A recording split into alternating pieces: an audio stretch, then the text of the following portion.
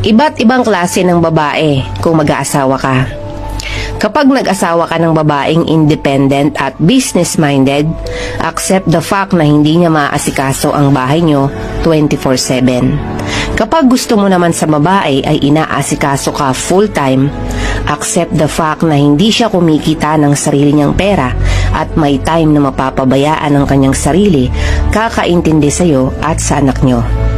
Kapag gusto mo ng babaeng makinis, maputi, at chicks na chicks, accept the fact na kapag inasawa mo yan, kailangan mong sagutin ang lahat ng expenses niya sa beauty products to maintain her beauty.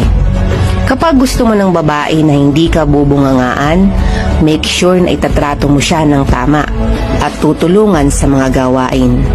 Kapag gusto mo sa babae na supportive siya sa'yo at hindi pinaghihigpitan, make sure na alam mo ang limit para magkaroon siya ng mas malaking tiwala sa'yo.